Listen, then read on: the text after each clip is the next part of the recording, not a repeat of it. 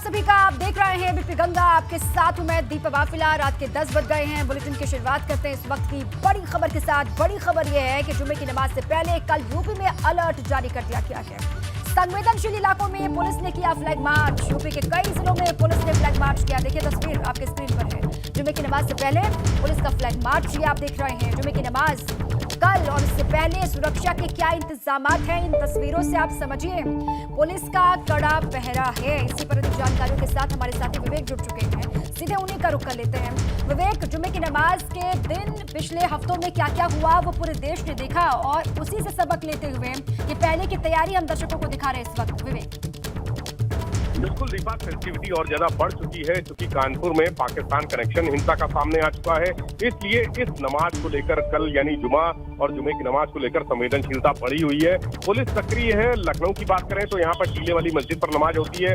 जब दूसरा जुमा था यानी कानपुर में जब हिंसा हुई थी, उसके बाद दूसरा जुमा जब प्रयागराज में हिंसा हुई थी, तब यहाँ लखनऊ में भी छिटपुट झगड़ा तनातनी हुई थी, लेकिन वो पुलिस प्रशासन के लोगों ने संभाल ली। तीसरा जुमा शांत रहा था, लेकिन चौथा जुमा जो यानी कल है वहां पर तनाव की स्थिति है क्योंकि कानपुर के जो डेवलपमेंट सामने आ रहे हैं उसको लेकर एक वर्ग खासा नाराज है।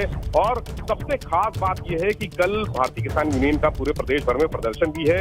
ये बात यानी प्रदेश में भारतीय किसान यूनियन और जुमा दोनों सेंसिटिविटी बनी हुई है। इसको लेकर डीजीपी मुख्यालय से गाइडलाइन जारी हुई है। सभी जिलों की पुलिस को अलर्ट रहने के निर्देश दिए गए हैं क्योंकि 40 से ज्यादा एफआईआर हो चुकी हैं। 10 से ज्यादा जनपद प्रभावित हुए हैं जुमे की नमाज के बाद हुई हिंसा में और 1100 से ज्यादा गिरफ्तारियां हो चुकी हैं और ये सिलसिला लगातार जारी है। इसलिए पुलिस प्रशासन के अधिकारियों ने आज जो मुख्यालय से सभी अधिकारियों को निर्देश दिया गया है कि वो सतर्क रहें। धर्म स्थलों के आसपास जिस तरह से पिछले 3 जुमा को लेकर संवेदनशीलता बढ़ती जा रही है, सतर्कता बढ़ती जा रही है, पूरी एक तरह से बैरिकेडिंग करके, घेराबंदी करके नमाज के दौरान आने वाले लोगों पर नजर रखी जा रही है। ड्रोन कैमरे लगाए गए हैं, सीसीटीवी कैमरे लगाए गए हैं, पैरामिलिट्री फोर्सेस भी लगाई गई हैं। तो इस बार भी वही व्यवस्था होगी। दोपहर में 1 बजे नमाज होगी।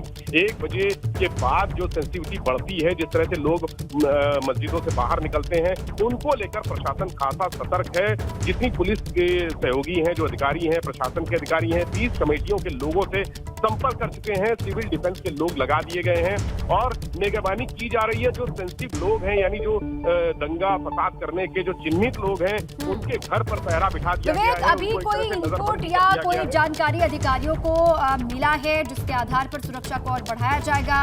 माहौल कहीं पर बिगाड़ने की कोशिश हो सकती है, कहीं पर उत्पात उपद्रव हो सकता है, ऐसे कोई इनपुट अभी तक मिले हैं कल के दिन को लेकर? विवेक, दीपा, पश्चिमी उत्तर प्रदेश बहुत ज्यादा सेंसिटिव है क्योंकि कानपुर में हिंसा हो चुकी है, प्रयागराज में हो चुकी है, पश्चिमी उत्तर प्रदेश के सहारनपुर में, हाथरस में, मथुरा में हिंसा हो चुकी है। उसको लेकर सेंसिटिविटी बढ़ी हुई है और उसको लेकर स्पेशल गाइडलाइंस भी जारी की गई है। वहां के अधिकारियों को एक्स्ट्रा फोर्सेस भी दी गई है। कहा गया है कि किसी भी तरह से उपद्रवियों से निपटने के लिए तैयार रहें। हालांकि जो हिंसा करते हैं, उपद्रव करते हैं लोग, उन पे किसी भी तरह की सख्ती नहीं बरतने को कहा गया है। सख्ती बरतने से मेरा मतलब है कि गोलीबारी या गोली फायरिंग करने के आदेश नहीं है। ये कहा गया है कि अगर सख्ती बरती जाए तो ज्यादा से ज्यादा लाठी चार्ज किया जाए और जो रबर बुलेट हैं वो चलाए जाएं अगर हिंसा होती है। लेकिन सेंसिटिविटी इसलिए बनी हुई है क्योंकि चौथा जुमा है कल।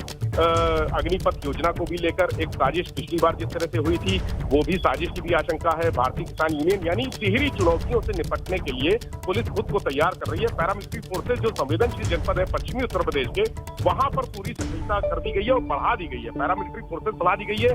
जो नाके हैं, शहर के जो प्रवेश के द्वार हैं, वहां पर चेकिंग हो रही है।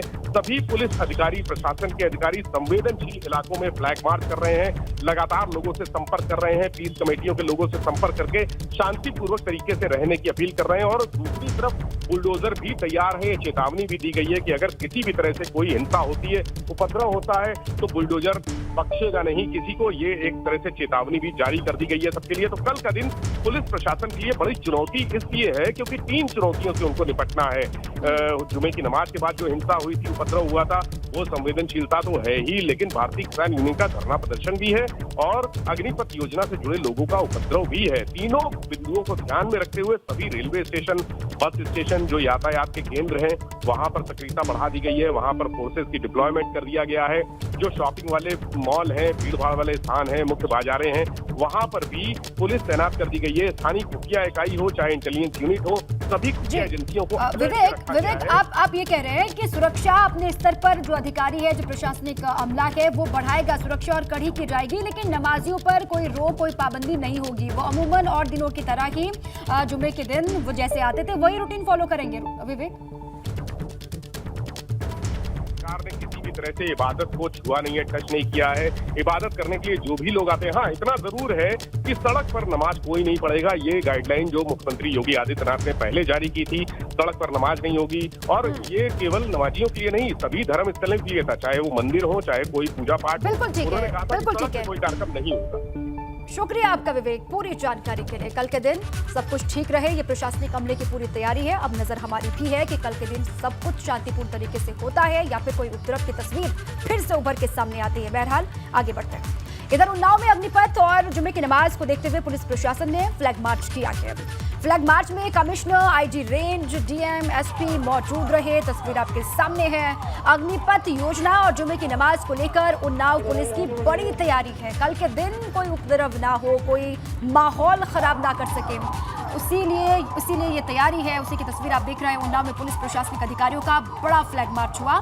लोगों से भी अपील की गई कि कल के दिन वो सहयोग करें, अधिकारियों का साथ दे, प्रशासनिक अमले का साथ दे। किस तरीके से फ्लैग मार्च हुआ, ये उसी वक्त की तस्वीर है।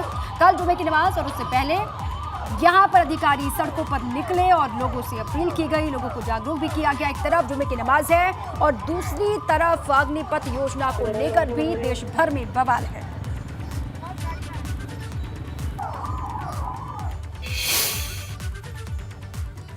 फिरोजाबाद में कल जुमे की नमाज को एहतियात के तौर पर पुलिस ने जिलाधिकारी के साथ फ्लैग मार्च किया।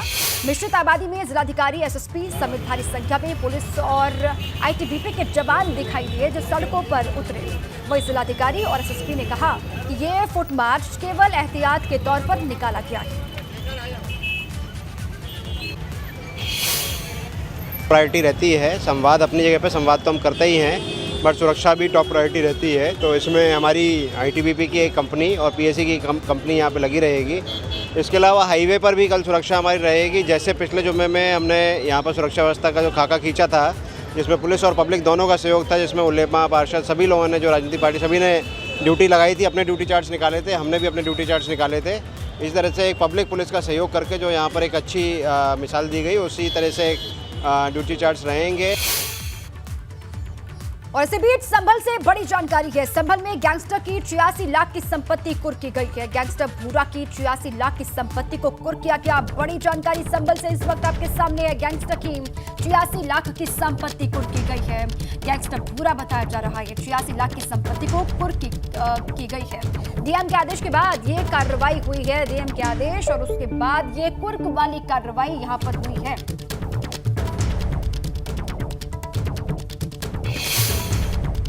थाना असमौली क्षेत्र में नईम कुरैशी पुत्र लईक कुरैशी और इनके 3 अन्य सदस्य इनके द्वारा एक गैंग के रूप में गौ तस्करी का कार्य किया जा रहा था। इनके विरुद्ध कई गंभीर अपराध में मुकदमे पंजीकृत किए गए थे 2013 से लेकर 2019 के बीच में, और गैंगस्टर एक्ट के अंतर्गत इनके विरुद्ध कार्रवाई की गई।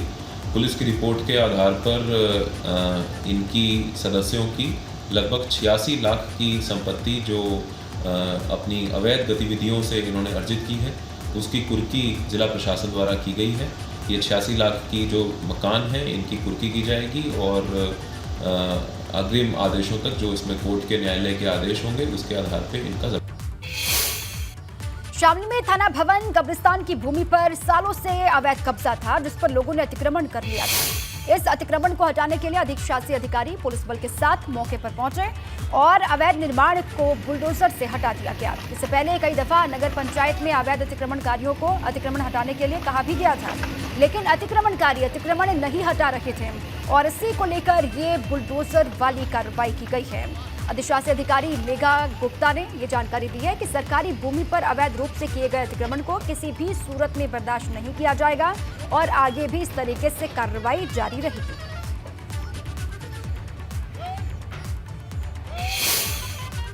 जी, आज ही कब्रिस्तान की भूमि पे कुछ अस्थायी अतिक्रमण कर लिया गया था, जिससे कि नगर पंचायत राजस्व टीम और पुलिस की सहायता के द्वारा हटाया गया है। क्या आगे भी इस तरह का अभियान कोई चलता रहेगा? जी, अभियान लगातार चलता रहेगा। यूपी में बुलडोजर की कार्रवाई के खिलाफ जमीयत उलेमा हिंद की अर्जी पर सुप्रीम कोर्ट कल सुनवाई करेगा। सुप्रीम कोर्ट में जस्टिस सीटी रवि कुमार और जस्टिस सुधांशु धूलिया की बेंच मामले की सुनवाई करेगी और इधर सुप्रीम कोर्ट में यूपी सरकार ने हलफनामा दाखिल करके जमीयत उलेमा हिंद की अर्जी का विरोध किया है। यूपी सरकार का कहना है कि जो भी कार्रवाई की गई है वो कानून के मुताबिक की गई है।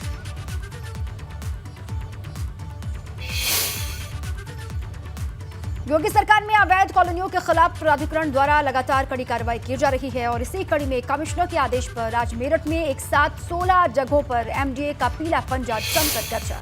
मेरठ विकास प्राधिकरण के अधिकारियों ने शहर में अलग अलग जगहों पर कई अवैध कॉलोनियों का ध्वस्तीकरण किया। उसी की बन ये तस्वीरें आपके स्क्रीन पर है। अवैध कब्जा जहां जहां पर भी किया गया था वहां पर बुलडोजर वाली कार्रवाई किस तरीके से हुई है। एक साथ 16 जगहों पर प्रशासन ने ये कार्रवाई की। ये जहां हम लोग खड़े हैं आप देख रहे हैं जो ध्वस्तीकरण की कार्रवाई हो रही है, ये लगभग 20,000 स्क्वायर मीटर में एक अवैध कॉलोनी जो प्राधिकरण से बिना मानचित्र स्वीकृत कराए विकसित की जा रही थी, जिसके विरुद्ध नियमानुसार कार्रवाई करते हुए इस पर एक वाद संस्थित किया गया और ध्वस्तीकरण आदेश पारित हुआ और उस पारित ध्वस्तीकरण आदेश का क्रियान्वयन ये हो रहा है। और ये मामेपुर में लगभग 20,000 स्क्वायर मीटर की अवैध कॉलोनी। कानपुर में 3 जून को हुई हिंसा मामले में अब तक का सबसे बड़ा खुलासा हुआ है। एसआईटी की जांच में चौंकाने वाला तथ्य सामने आया है। जिस वक्त उपद्रवी भीड़ बवाल कर रही थी उस समय कुख्यात अपराधी अकील खिचड़ी अपने मोबाइल फोन से पाकिस्तान अकाउंट के संपर्क में था। इस जानकारी के बाद पुलिस पाकिस्तानी कनेक्शन की जांच पड़ताल में जुट गई है। अकील खिचड़ी और पाकिस्तानी शख्स के बीच चैट के सबूत भी मिले थे। चैट के मुताबिक हिंसाग्रस्त इलाके में बम लाने की बात भी कही गई थी और हिंसा का आरोपी अकील खिचड़ी पाकिस्तान में किसी से फोन से संपर्क में था।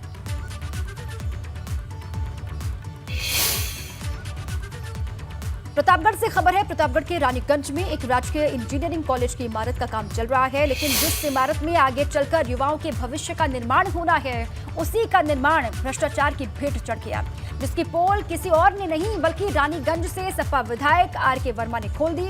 जब इंजीनियरिंग कॉलेज का निरीक्षण करने के लिए पहुंचे और अपने हाथों के जोर से पहले तो कॉलेज की दीवार हिला दी और जोर का धक्का मारकर दीवार को धराशायी भी कर दिया। और इतना ही नहीं, सपा सांसद आर.के. वर्मा ने नींव से निकलती दीवार पर जब जूतों से ठोकर मारी तो साफ साफ दिखने लगा कि इंजीनियरिंग कॉलेज की दीवारें बनाने में कितना सीमेंट लगा है और कितनी रेत यहाँ पर लगी है। उसके बाद विधायक की शिकायत के बाद प्रतापगढ़ के डीएम के आदेश पर निर्माण की जांच शुरू कर दी गई है। वहीं सपा विधायक आर.के. वर्मा ने कहा कि इस पूरे मामले में वो इंजीनियरिंग कॉलेज के निर्माण में लूट खसोट के आरोपी अफसरों, बिल्डिंग बनाने वाली कंपनी के खिलाफ सख्त कार्रवाई की मांग करवाएंगे और करेंगे। नहीं तो उधर जो है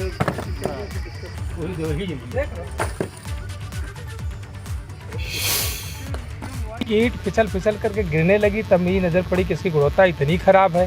फिर मैंने उसको धक्का दे करके देखा तो सारी दीवारें गिर जा रही हैं। तो मैंने डीएम प्रतापगढ़ को मैंने फ़ोन लगाया, मैंने इसकी जानकारी दी कि मैं यहाँ पर हूँ और इतनी ख़राब गुणवत्ता से कार्य हो रहा है। या इंजीनियरिंग कॉलेज का निर्माण नहीं हो रहा, बल्कि मैं ये कहूँगा कि प्रतापगढ़ वासियों के लिए कब्रगाह का निर्माण हो रहा था और यह आने वाले समय में बहुत बड़ी दुर्घटना का कारण बनता। और मैंने जो है जब अवगत कराया तो आरईएस विभाग के सहायक अभियंता और अवर अभियंता आए, इसकी सैंपलिंग करवाए। यहाँ के मटेरियल की सैंपलिंग करवा करके इंजीनियरिंग कॉलेज के लैब को भेजा जा रहा है, उसकी जांच कराई। और राष्ट्रपति चुनाव को लेकर सियासी हलचल इस वक्त बेहद तेज हो गई है। कल भाजपा की अगुवाई वाले एनडीए गठबंधन की तरफ से राष्ट्रपति पद की उम्मीदवार द्रौपदी मुर्मू अपना नामांकन दाखिल करने वाली है। कल द्रौपदी मुर्मू के नामांकन में शामिल होने के लिए मुख्यमंत्री योगी आदित्यनाथ आज शाम दिल्ली पहुंच चुके हैं। नामांकन से पहले द्रौपदी मुर्मू ने गुरुवार को पीएम नरेंद्र मोदी और केंद्रीय गृह मंत्री अमित शाह से मुलाकात की। दिल्ली पहुंचने पर मुख्यमंत्री योगी आदित्यनाथ ने भी द्रौपदी मुर्मू से मुलाकात की। तस्वीरें लगातार आपको हम दिखा रहे हैं। कल यानी कि शुक्रवार को द्रौपदी मुर्मू राष्ट्रपति चुनाव के लिए अपना पर्चा दाखिल करेंगे और उनके नामांकन के दौरान पीएम मोदी मौजूद होंगे, गृह मंत्री अमित शाह की मौजूदगी होगी, भाजपा अध्यक्ष जेपी नड्डा होंगे, रक्षा मंत्री राजनाथ सिंह की मौजूदगी होगी और यूपी के सीएम योगी आदित्यनाथ भी होंगे। और इसके अलावा भाजपा शासित जितने भी राज्य हैं वहां के मुख्यमंत्री ये कहा जा रहा है पहुंचेंगे और एनडीए के जो घटक दल हैं उसके बड़े चेहरे भी प्रस्तावक के तौर पर मौजूद रहेंगे।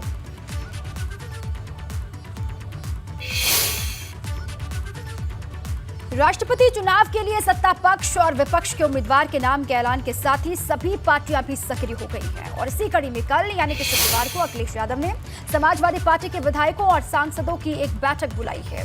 सपा विधायकों और सांसदों की ये मीटिंग कल लखनऊ में सुबह 10:30 बजे शुरू होगी, जिसमें अखिलेश यादव 18 जुलाई को होने वाले राष्ट्रपति चुनाव की रणनीति पर चर्चा करेंगे।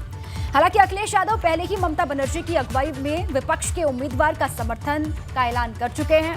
आपको बता दें कि विपक्ष ने यशवंत सिन्हा को राष्ट्रपति पद का उम्मीदवार बनाया है, जिन्हें टीएमसी, समाजवादी पार्टी, कांग्रेस समेत कई और दलों ने अपना समर्थन दिया है।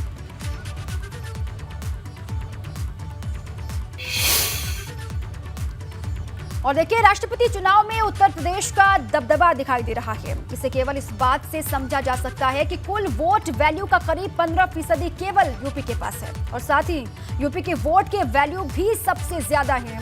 यूपी के विधायकों की वोट वैल्यू 208 जबकि सांसदों की वोट वैल्यू 700 है।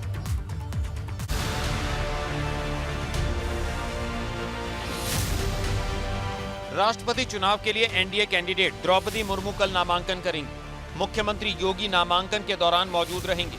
राष्ट्रपति चुनाव में यूपी का दबदबा है। यूपी के विधायकों के वोट वैल्यू 208 जबकि सांसद की 700 है।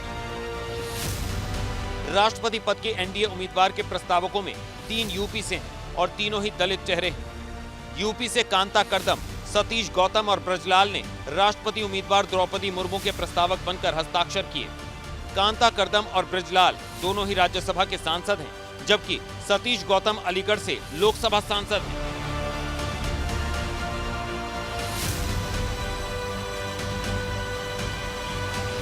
यूपी के 80 लोकसभा सदस्य हैं, 31 राज्यसभा सदस्य और 403 विधायक हैं। इस तरह लोकसभा सदस्यों के मतों का कुल वैल्यू 56,000 होता है। लोकसभा सदस्यों में सर्वाधिक 62 सांसद भाजपा के हैं। राज्यसभा की 31 सीटों का कुल वैल्यू 21,700 होता है, जिसमें 25 सीटों के साथ भाजपा सबसे आगे है।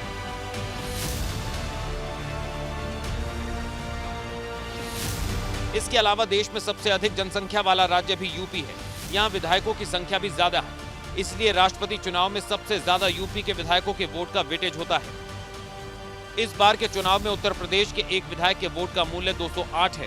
बीजेपी गठबंधन के पास सबसे ज्यादा 273 विधायक हैं। उनकी वोट वैल्यू 56,784 है।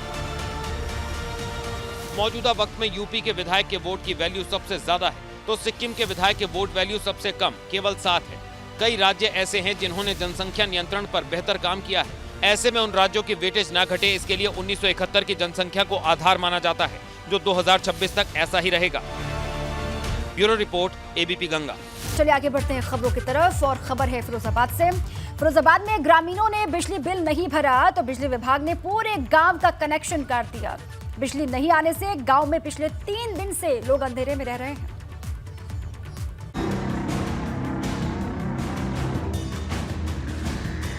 फिरोजाबाद के खेरिया मुसायदपुर गांव के लोग हाथ के पंखे से गर्मी दूर करने को मजबूर हैं। पिछले 3 दिनों से गांव में बत्ती गुल है। पूरा गांव अंधेरे में है और ग्रामीण बेहाल है। हम इस समय गांव में मौजूद हैं। आप देख सकते हैं कि गांव में भीषण गर्मी है। लोग बैठे हुए हैं और यहाँ पंखे से, जो हाथ का पंखा है, उससे लोग काम चला रहे हैं। गर्मी से निजात पाने के लिए लोग परेशान हैं। बिजली काट दी गई है। लोग परेशान है गर्मी की वजह से। तमाम लोग हैं गांव में। करीब 278 कनेक्शन यहाँ काट दिए गए हैं बिजली विभाग के। यहाँ लोगों का कहना है, चाहे महिला हो या पुरुष हो या किसान, उनका कहना है कि बिजली काट दी गई है क्योंकि बिल नहीं भरेगी। गांव में बिजली के 278 कनेक्शन हैं। कुल मिलाकर इन पर बिजली विभाग का करीब 68 लाख रुपए का बिजली का बिल बकाया है। अधिकारियों का कहना है कि बिजली का बिल भरने के लिए गाँव में कैंप भी लगाया गया था, मगर एक भी ग्रामीण बिल भरने नहीं आए। मुनादी कराई थी और चस्पा भी किए थे। जो हमारे जिन पे हमारा पैसा बकाया था उनकी लिस्ट भी चस्पा की गई थी। उसके बाद हम 2:45 बजे तक हमारा कैंप भी वहाँ चलता रहा, एक आदमी भी वहाँ पैसा जमा करने नहीं आया। तो हम मजबूर होकर हमने वो सप्लाई कटवाई है, हमारी कोई इच्छा नहीं थी, क्योंकि हम एक इस स्थिति में हैं कि सरकार ने एक तो ये इस समय एक अनोखी सूचना वो सुविधा दी है कि जिनका 100% सरचार्ज को माफ़ करके वो बिल जमा कर सकते हैं। बिजली बिल न भरने पर ग्रामीण अपनी खराब आर्थिक स्थिति का रोना रो रहे हैं। ग्रामीणों का कहना है कि फसलें चौपट होने से उनके सामने आर्थिक तंगी है। बिल जमा करेंगे, थोड़ा टाइम लगेगा, बिल तो जमा करना ही पड़ेगा, पर थोड़ा टाइम लगेगा, बिल जमा करेंगे। मक्का फका है, मूंगफली है, जो बिका बिकी होगी तब तो बिल जमा करेंगे। अब बिल के लिए पैसा का इंतजाम तो नहीं है इस टाइम, कोई फसल तो बिक नहीं रही। बताओ, कोई फसल बिके, मूंगफली खुदेगी, सो बिकेगी, मक्का कटेगी। बिजली कट जाने से छत के पंखे कई दिनों से बंद हैं। लोग हाथों के पंखों से हवा लेकर जैसे तैसे गर्मी को दूर कर रहे हैं। बिजली विभाग ने भी साफ कर दिया है कि जब तक लोग बकाया बिल नहीं भरते, गांव अंधेरे में ही रहेगा। एबीपी गंगा के लिए फिरोजाबाद से कृष्णा पोरवाल की रिपोर्ट।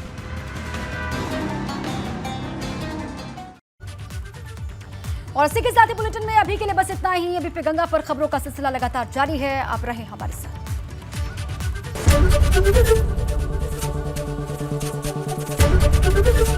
एबीपी गंगा, खबर आपकी, जुबान आपकी।